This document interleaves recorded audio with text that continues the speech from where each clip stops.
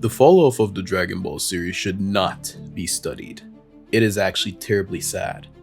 It's very sad for all of our childhoods. Imagine in Dragon Ball, Son Goku, from when he got from the Saiyan pod, landed on Earth, and got trained under Master Roshi, met Bulma as his first ever friend, compared to, boom, the upgrade of Dragon Ball Z, an explosive fighting shonen anime where it was just crazy jam-packed villains back to back to back, to Dragon Ball Super.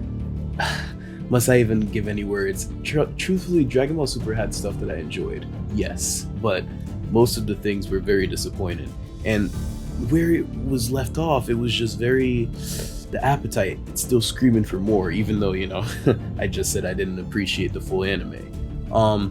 Reading the manga had some of the best things in Dragon Ball Super ever seen.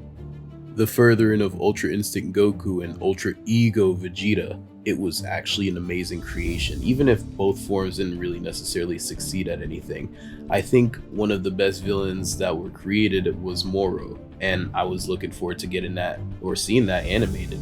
However, a bump in the road of Dragon Ball Daima? My god, man, what the heck is this?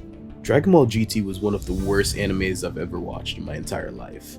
And to see them take something from the premise of that show, turning everybody into children, and then setting them off onto an adventure. At this point, I'm in my 20s, and I started Dragon Ball when I was definitely at least 5 to 6 years old. It is embedded in my memory as far as I can remember.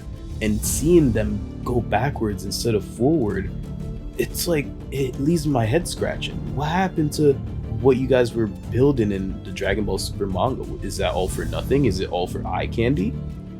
I can always appreciate new content from Akira Toyama because at this point he has made millions upon millions of dollars and he's very old and have a family to look after and focus on. Right now, half the time he doesn't even remember characters in Dragon Ball. Like, he didn't even remember that Trunks' hair isn't naturally blue and other things of the sort, you know? So his own creation, it's kind of not even in his head. It lives rent-free in our heads while he's kind of just probably on some island with his cat Beerus somewhere.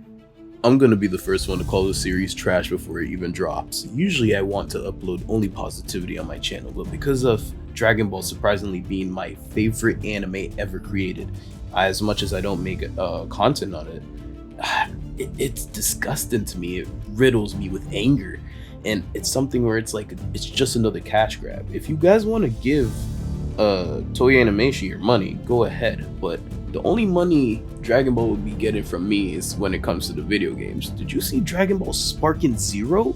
You see, that's passion. That's our childhood right there. If I want to see Goku as a kid, I can just go back to Dragon Ball, which I am definitely going to be rewatching this week starting.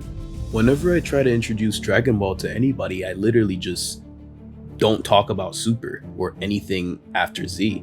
So it's going to remain that way, especially with the garbage dump that's going to be releasing later this year or next year. I don't even know when it's coming. I'm not keeping updated, man. I just felt like ranting about my favorite series going in the dumpster fire. Leave a comment and a like if you enjoyed my rant. Leave a dislike if you didn't. I hope you have a wonderful day.